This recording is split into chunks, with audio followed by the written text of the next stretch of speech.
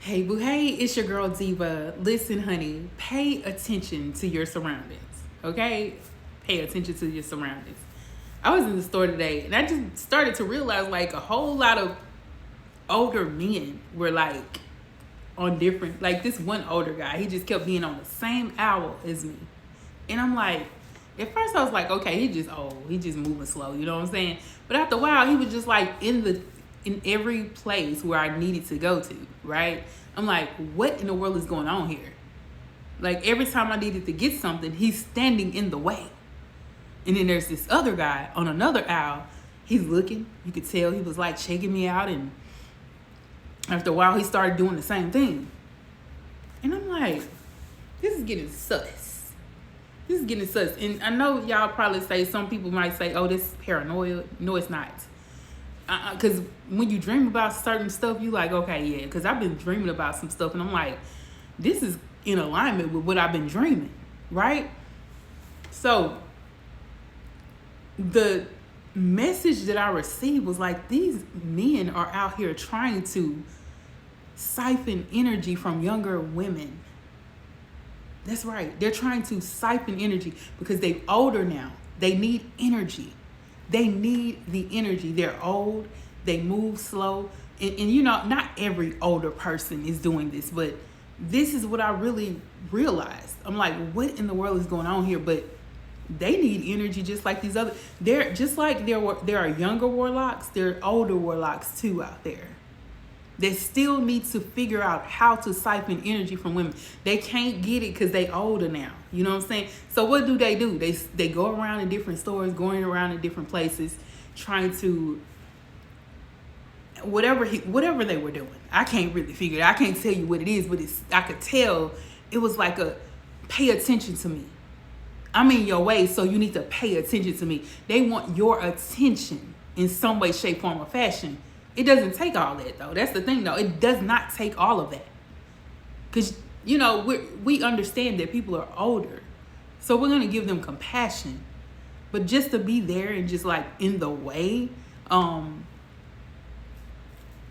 every hour, like, it just was really weird. It was really weird. But, and not saying anything like, hey, how you doing?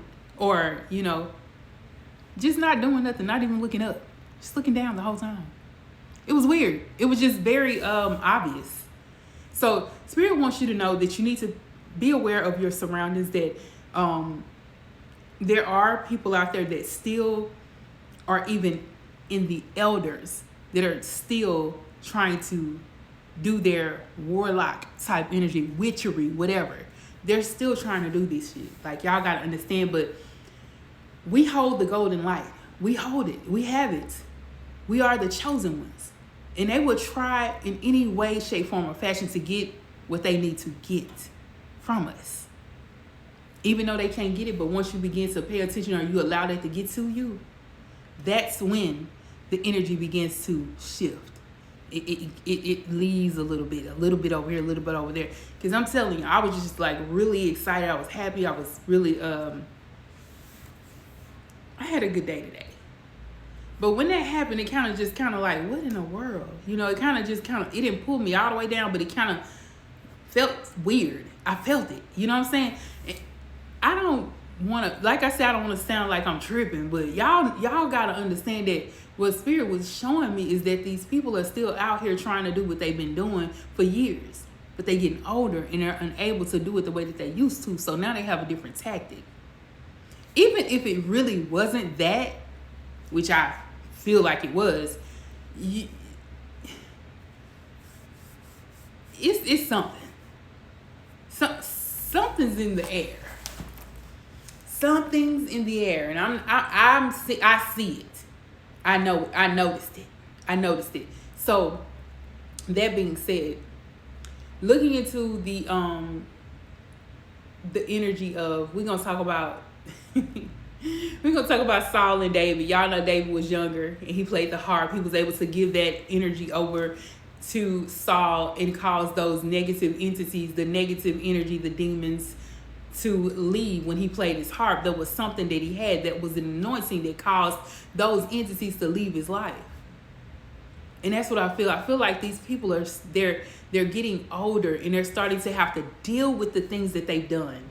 Many of these people are warlocks. They've been out here doing shit they ain't supposed to be doing in their younger days, and now it's starting to catch up with them. Because see, y'all be thinking like, what in the world? Like, why do you see so many evil people flourishing?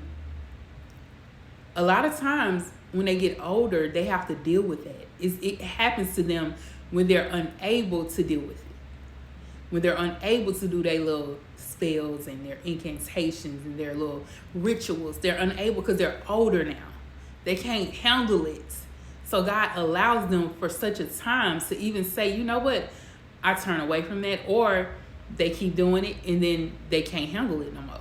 They can't take care of or handle it like they used to. They can't handle it or take care of it or do those rituals like they used to. Or they don't have the same people that they had around them back then. Because a lot of them done died off. You know what I'm saying? So now that's basically all they can do is try to get to you. That's all they can do.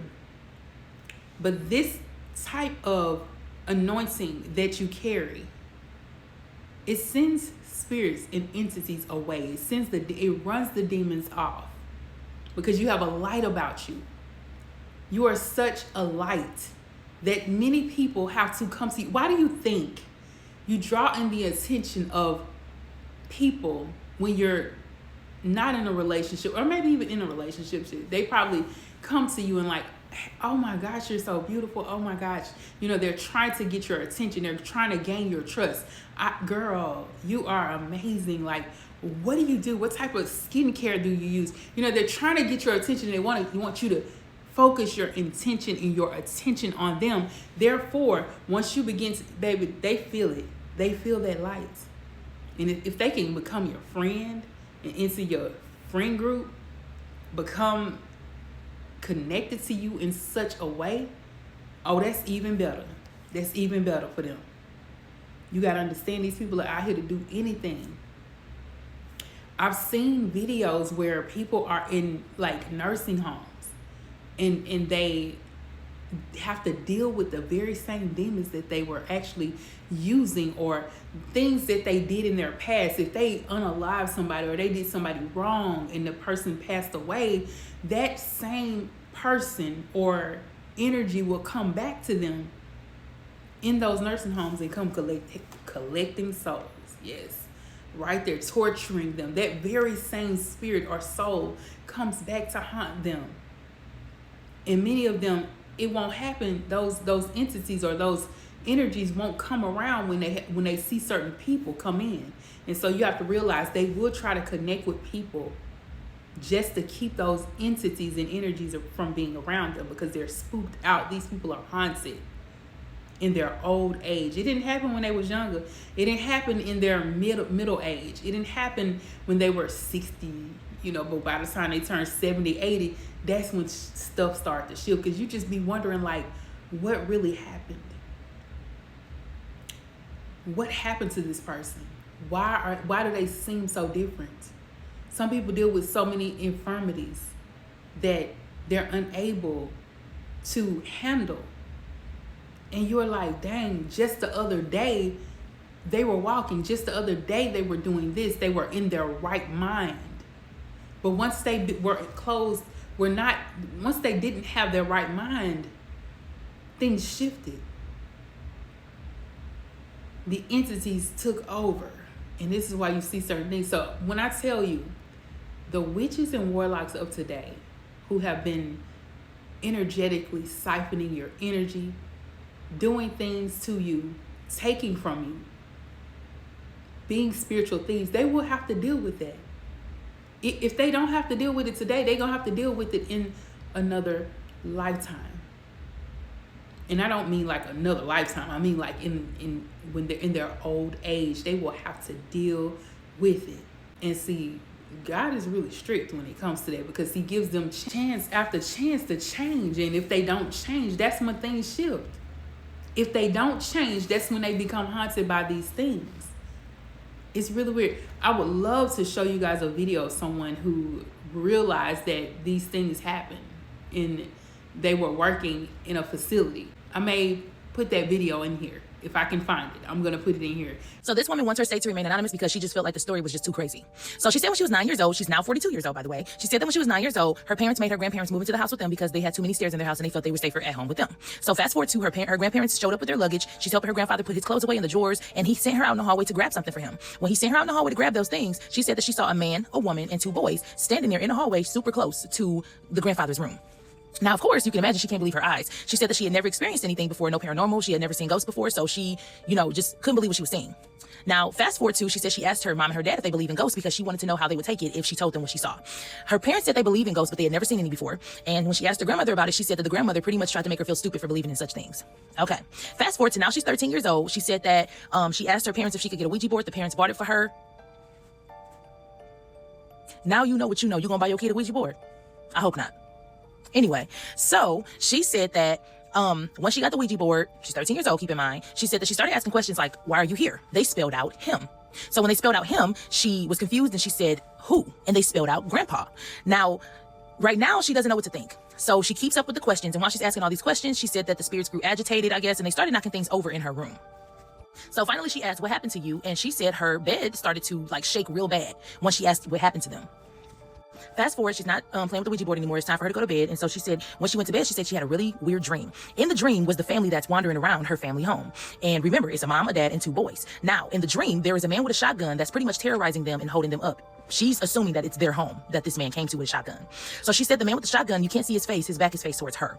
So she said the man with the shotgun hit the dad upside his head, and there's a huge gash in his head now. And then she said after he knocked him out, he then unalived the woman and her two boys.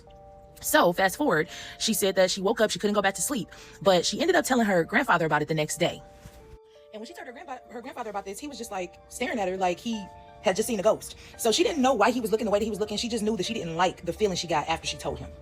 Then she turned around and she said that some months down the line, the grandfather was diagnosed with Alzheimer's. So then once he was diagnosed with Alzheimer's, it took him pretty quickly. It progressed pretty fast. But she said that when he was on hospice, that was pretty much the most he had ever spoke and had ever talked. So she was just like, okay, it's a good time to start asking him some questions. She said the entire time he was on hospice, he kept saying he didn't want to go to hell. He felt bad about what he'd done. And she's pretty sure that he saw the family because whenever she saw the family, she noticed that his facial expressions would pretty much show I'm scared. Fast forward, he talks and she doesn't have to really ask any questions at this time. He just says that he was wrong for what he did to them.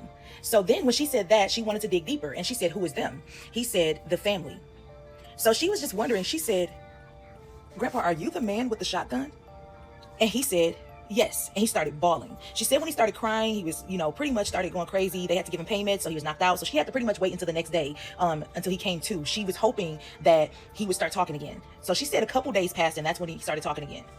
She said that the grandfather was talking to her and her mother about what had happened. He said that he kept calling him a traitor, which she heard in her dream. The man with the shotgun kept calling the man that he hit a traitor. And she said, why did you call him a traitor? Why was he a traitor? And he said that the reason that he was called a traitor and the reason he did what he did was because he was helping the colored folk. She said, okay, what was he helping them with? I'm confused. And so she's getting upset because she's thinking about what the hell went through your head on you killed an entire family because they were helping someone. So then he said, I called him a traitor because he was up in the colored folk. He had a grocery store, and the colored folk, didn't have any money. He gave them food. I found out that he was helping them, and I didn't like it. So pretty much the granddaughter was done with him. She didn't want to talk to him anymore, and this is why that family was haunting him. He unalived an entire family because they were helping someone. You know how evil you got to be? Just because you see a lot of your enemies getting away with murder, they get away with a lot of things. That does not mean anything. In their old age, they still have to deal with that. They have to deal with it. And like I said, pay attention to your surroundings because these people are still trying to connect with those of the light, those who are the 144,000. Still trying to connect just to get to that peace that Saul had when David played the harp. They need that. They want that. They got to have that. So pay attention, okay? Pay attention to it. I'm gonna post the energy. Hopefully I can post the video, or I have already posted the video in here to let you guys see what I'm talking about. But anyway, I'm gonna go ahead and end it here. Please be sure to like, comment, subscribe. I love you guys so much. Peace and blessings. Mwah.